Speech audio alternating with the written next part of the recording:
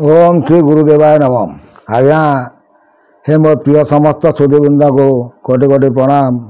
गत अध्याय आम गुप्त गीतार जो बही बाहर कर आपन को कियदंश कहलु तादेर हरि अर्जुन संवाद पर मुझे देखिली किसी विशेष आकार लिखित नहीं। तेणु तापर आम मुंड खेल ना कौन लेखकार कथा को आम आलोचना करवा ना।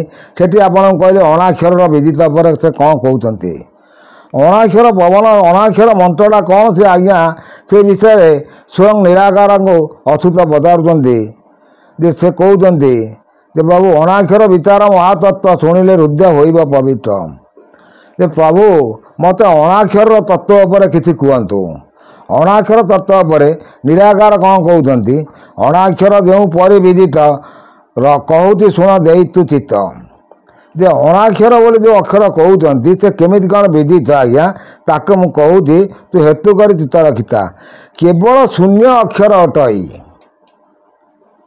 देखो तो आज्ञा सेठी निराकार उवाद शुणुंट वक्ता हेले निराकार श्रोता हेले अच्युत से कहते जे अण अक्षर बोली जहाँ कही केवल शून्य अक्षर अटई केवल से हूँ शून्य अक्षर ठ मुंडुला अटई से जान अक्षर मात्रा ना तो ही पूर्ण ठ मुंडुला गोटे गोल गोलाकृति आकृति आसला गोल ता देहरे कौन से अक्षर बसाण ना ना आकार ना ना इकार ना ना उकार ना ना मकार ना ना कि ना आज्ञा सी हूँ ठगार से कौन कहते जे ठ मंडुला अटई से जान अक्षर मात्रा ना तो ही पूर्ण शून्य शून्य बेनी मंडुला गला गोटे आपड़ गोल कर गोटे ठ लिखिले तापर आउ गोटे मंडुला बुलेले आउ गोटे मंडुला बुलेले दुई मंडुला गला दीटा मंडला ठ मंडला अटई से जान अक्षर मात्रा ना तो ही पूर्ण शून्य शून्य बेनी मंडुला गला त्रय शून्य महाशून्य होइला त्रय शून्य महाशून्य है। तेणु मुझे मोर चैनल मध्यम कही शून्य शून्य महाशून्य शून्य मध्य निरंजन निरंजन मध्य ज्योति सज्योति भगवान। तेणु से विषय भी कहते से शून्य मध्य सूर्यमंडल से शून्य मध्य सूर्यमंडल कौन कर चिंता कर चित्तरे केवल नयन मान एकत्र करिण निश्चल मन कर भादन जे केवल चिंतन कर सूर्यमंडल को आपन से अणाकार जो अणाक्षर मंडुला भितर आप सूर्यमंडल चिंता आप सूर्यमंडल कहीं लिखिले तार तत्व किए कह प्रश्न मोर उत्तर मोर विचार आपण मान आगुरी भी कही आसती एवं शुणे शुणु आज्ञा आपण सूर्य को तर्पण कर जलदान कले सूर्य को तर्पण कले सूर्य को तर्पण कर भी गोटे विधि अच्छी से तर्पण विधि जदि आप सूर्य को दर्शन करती ताले आपन को से ज्योतिटा देखा कौन ज्योति देखा केमती सूर्य को तर्पण करेंगे दर्शन करेंगे गाई छंद केमती पकेबे बहुत कम लोक भी जानते गाई छंद पकाइले आपंकर ये बाँ हाथर काणी आंगुठी मझे डाण हाथर बेसी आंगुठी एठी लगी ये पुणी बुली आसब ये आंगुठी ये बेसी आंगुठी पुणी या भर रहा आप एमती टेकिक उपरू कौन है दुई फासी मझे फाका गाई छंद से गाई छंद। तेणु छंदाण गायत्री अहं कृष्ण बुझे गीतार क्या अर्जुन को छंदाण गायत्री अहं ज्योति स्वरूप से आप सूर्यमंडल को अनैले गोटे छोट देखिए एत बड़ आकृति देखा बहुत छोट आकृतिर गोटे मंडल आकार देखा आउ ज्योति से सब वर्ण स्वरूप आपको दर्शन आसव। तेणु से कथा कहले से सूर्यमंडल मध्य कर शशि मंडल हृदय भरी से मंडल को आप मंडलटा को आप चिंता करेंगे अणाक्षर को जो मैंने कहते अणाक्षर बसाण अणाक्षर मंत्र अणाक्षर दंत्र किसी तत्व जानी ना आज्ञा खाली कहले कौन हम त्रय शून्य महाशून्य होइला से शून्य मध्य सूर्यमंडल चिंता कर चित्तरे केवल केवल चिंता कर आउ से कौन कहते नयन मन एकत्र करिण निश्चल मन कर भावन से सूर्यमंडल मध्य करी शशि मंडल हृदय भरी। तेणु सी मनरे शशि सूर्यमंडल देखिले पुणी शशि मंडल को से आप चिंता करेंगे थंडा को आसवे ସେମଣ୍ଡ ମଧ୍ୟରେ ରହିଛି ଜଳ ତା ମଧ୍ୟ ପୁଣି ରୀତି ଅନଳ ତା ମଧ୍ୟରେ କନକ ଆସନେ ନାରାୟଣ ରୂପ ଚିନ୍ତିବ ମନେ। ସେଇ ଚନ୍ଦ୍ରମଣ୍ଡଳକୁ ଆଇଲେ ତା ଭିତରେ ଜଳ ଅଛି। ଯେଉଁମାନେ ବୈଜ୍ଞାନିକ ମାନେ ଅବି ଯାଇକି ଚନ୍ଦ୍ରମଣ୍ଡଳରେ ପହଞ୍ଚିଲେଣି ସେମାନେ ଦେଖୁଛନ୍ତି ସେଠିକାର ମାଟି ଅଛି, ସେଠିକାର ଜଳ ଅଛି, ସେଠିକାର ପବନ, ତାର ସେଠି ବାୟୁର ଗତ ଅଛି, ସବୁଠି ଆଜ୍ଞା ଅଛି। ମୁଁ ଆପଣମାନଙ୍କୁ ଗୋଟେ ପିଣ୍ଡ ବ୍ରହ୍ମାଣ୍ଡ, ପିଣ୍ଡରେ ଯାହା ବ୍ରହ୍ମାଣ୍ଡରେ ସେଇଆ। ପିଣ୍ଡରେ ଯେତେବେଳେ ବାୟୁ ଅଲଗା ଅଲଗା ଆସିଲା, କ'ଣ କ'ଣ ପବନ ଅଲଗା ଆସିଲା ଆଜ୍ଞା ଆପଣମାନଙ୍କୁ ମୁଁ କହିଛି, ଆପଣ ଯଦି ଜ୍ଞାନ ଦେଇଥିବେ। ପ୍ରଥମେ ହେଉଛି ଅପାନ ପବନ, ଧ୍ୟାନ ପବନ, ସମାନ ପବନ, ପ୍ରାଣ ପବନ, ଉଦାନ ପବନ। 5ଟା ଚକ୍ରରେ 5ଟା ପବନ। ପ୍ରାଣବାୟୁ ସେମିତି ଅଲଗା ଅଲଗା କହିଛି, ଏଠି ପବନର କଥା ପଡ଼ିଛି ଆଜ୍ଞା।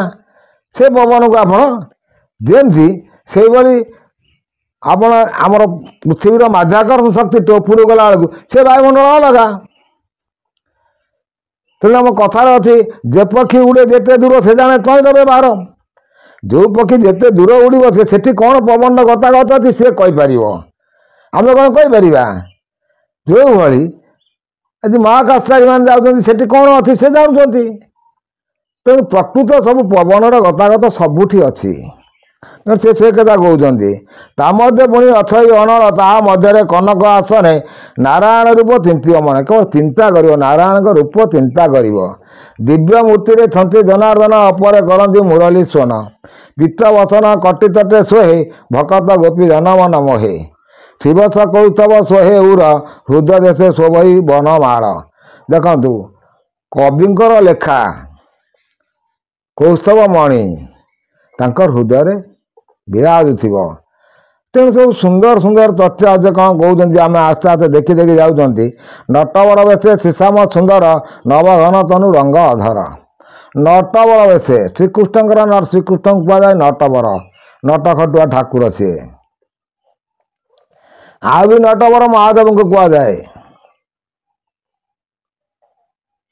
ତେଣୁ ଆଉ ସେ କ'ଣ କହନ୍ତି, ମଳୟ ମରୁତ ହରୁତି ମନ ଅପରେ ଶୋଭା ଗିରି ଗୋବର୍ଦ୍ଧନ। ବଙ୍କୁନାଳ ଉପରେ ସେ ଗଲା ହାଟ ସେଠାକୁ ଯିବାକୁ ପଡ଼ିଛି ବାଟ। ଗୋଟେ ଆକୁ ଯେତେବେଳେ ଆପଣ ଚିନ୍ତା କରିକି ଶରୀରରେ ଚିନ୍ତା କଲେ, ବଙ୍କୁନାଳ ଯେଉଁ ଆମର କହୁଛନ୍ତି 18 ନାଳ, ସେ ବଙ୍କୁନାଳ ବି ଗଳା କଣ୍ଠ ଦେଇକି ଆସ୍ତେ ଆସ୍ତେ ବଙ୍କୁନାଳ ସିଧା ଯିବା ପାଇଁ ବାଟ ରାସ୍ତା ପଡ଼ିଛି। ବଙ୍କୁନାଳ ଉପରେ ଗୋଲା ହାଟ ସେଠାକୁ ଯିବାକୁ ପଡ଼ିଛି ବାଟ। ନିତ୍ୟ ନିତ୍ୟ ମହା ନିତ୍ୟ ଅଟଇ ଅଣ ଆକାର ରୂପ ପରଖି ନାହିଁ। ଏମତେ ଦେବାଦି ଦେବରାଏ ମହାନିତ୍ୟ କରିଛନ୍ତି ବିଜୟ। ସେଇଠି ସେ ଦେବାଦି ଯାଏ, ଦେବାଦି ଦେବ ମହାଦେବ ସିଏ ପୁଣି କାହାକୁ ଚିନ୍ତା କରୁଛନ୍ତି, ସିଏ ଯାହାକୁ ଚିନ୍ତା କରୁଛନ୍ତି ସିଏ ବସିଛନ୍ତି ସହସ୍ରାରେ। ପରମ ପୁରୁଷ, ତାଙ୍କ ପାଖକୁ ଯିବାକୁ ବାଟ ବହୁତ ସର୍ଟକଟ୍ ରାସ୍ତା ଅଛି, ପୁଣି ବି ବହୁତ ଲମ୍ବାର ରାସ୍ତା ଅଛି। ଯାଇପାରିଲେ ହେଲା। କାରଣ ଚକ୍ରକୁ ଚକ୍ର ଆପଣ ଯେତେବେଳେ ପବନ ଉଠାଇ ତ୍ରିକୁଟ ସନ୍ଧିରେ ଯେଉଁ ଲକ୍ ସେ ପକେଇଛି, ତିଳ ଚୋପା ପଡ଼ାଏ, ବହୁତ ଲହରୀ ସେଠି ଭାଙ୍ଗିବ, କିନ୍ତୁ ମୃତ୍ୟୁର ସମାନ ସେଇ ବାଟ ହିଁ ଆସିବ। ଯେତେବେଳେ ସିଏ ସୂକ୍ଷ୍ମ ରୂପୀ ସିଏ ଚାଲିଯିବ, ତାଣ୍ଡବ ସେଇଠୁ ଆସିବ, ଏଇଠୁ କ୍ଷରଣ ହେଇକି ଶରୀରକୁ ଯିବ। ମୃତ୍ୟୁର ତାଣ୍ଡବ ସେଇ ଶରୀରରେ ଖେଳେ ଖେଳେ ଖେଳେ ଖେଳେ ମୁଁ ଉଠି ସେ ଚାଲିଯିବ।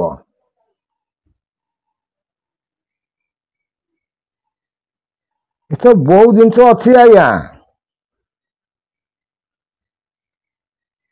ତେଣୁ ଏସବୁ ଜିନିଷକୁ ଚିନ୍ତା କରିବା ପଡ଼ିଲେ ଆପଣ ଧୀର ସ୍ଥିର ମତ ହେଇକି ଚିନ୍ତା କରିବେ।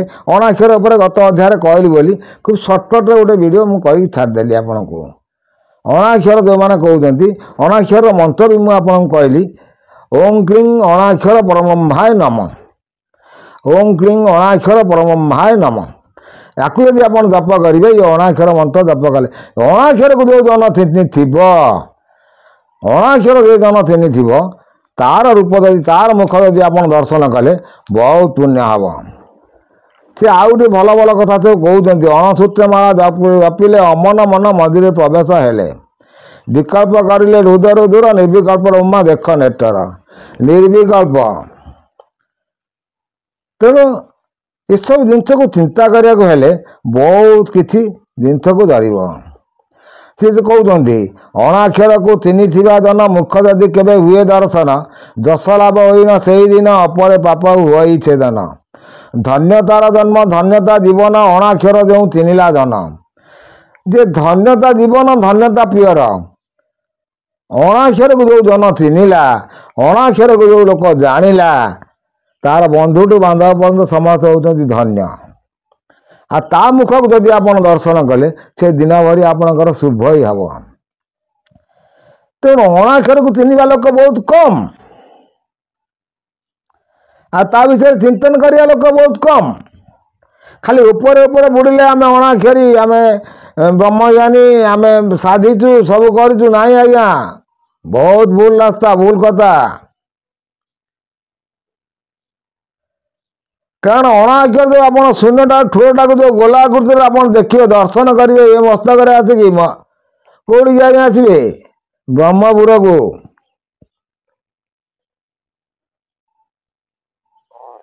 ସେଠିକି ପବନ ଉଠାଇବା ପାଇଁ ରାସ୍ତା ବହୁତ କଷ୍ଟ ଆଜ୍ଞା।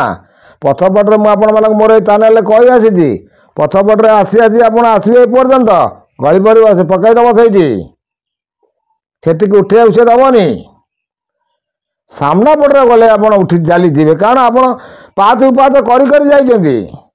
ମୂଳାଧାର ଚକ୍ର, ଲିଙ୍ଗ ଚକ୍ର, ନାଭି ଚକ୍ର, ହୃଦ ଚକ୍ର, କଣ୍ଠ ଚକ୍ର, ଲଲାଟ ଚକ୍ର, ସବୁକୁ ଗୋଟେ ଗୋଟେ ଷ୍ଟେପ୍ ବାଇ ଷ୍ଟେପ୍ ଆପଣ ଟପି ଟପି ଟପି ଟପି ଯାଇକି ତାକୁ ଦର୍ଶନ କରୁଛନ୍ତି। ସେଠୁ ସେ ଗୋଇଠାଟା ମାରିକି ଫୋପାଡ଼ି ଦେଲେ କ'ଣ କରିବେ? ଆପଣ ଆସିବେ ସେଇ ବାଟେ ଆସିଲା ବେଳକୁ ଲଲାଟ ଚକ୍ର ସେ ରଖିଦେବ, ସେଠୁ ଖସି ଆସିଲେ କଣ୍ଠ ଚକ୍ର ରଖିଦେବ, କଣ୍ଠ ଚକ୍ରରୁ ଖସି ଆସିଲେ ହୃଦ ଚକ୍ର ରଖିଦେବ। ମୁଁ ସରଳ ଭାଷାରେ ବୁଝେଇ ଦେଉଛି। ହୃଦ ଚକ୍ରରୁ ଖସି ଆସିଲେ ନାଭି ଚକ୍ର ରହିଯିବ, ନାଭି ଚକ୍ରରୁ ଖସି ଆସିଲେ ପୁଣି ଆପଣ ଲିଙ୍ଗ ଚକ୍ର ରହିଯିବ, ସେଠି ଯଦି ଖସି ଆସିଲେ ଆପଣ ପୁଣି ମୂଳାଧାର ଚକ୍ର ରହିଯିବେ, ଆପଣ ରହିଗଲେ।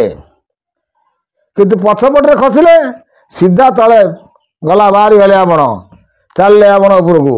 ଆଉ ନାହିଁ, ଆପଣଙ୍କ ଶରୀର ସେଠି ପଡ଼ିଗଲା, ଶବ ହେଇଗଲା। ପୁଣି ଆଜ୍ଞା ନେକ୍ସଟ ଅଧ୍ୟାୟରେ କିଛି ଚିନ୍ତା କରିବା। ଅଣାକ୍ଷର ବିଷୟରେ କହିଥିଲି ବୋଲି ଅଣାକ୍ଷର ମନ୍ତ୍ର ଆପଣମାନଙ୍କୁ କହିଦେଲି।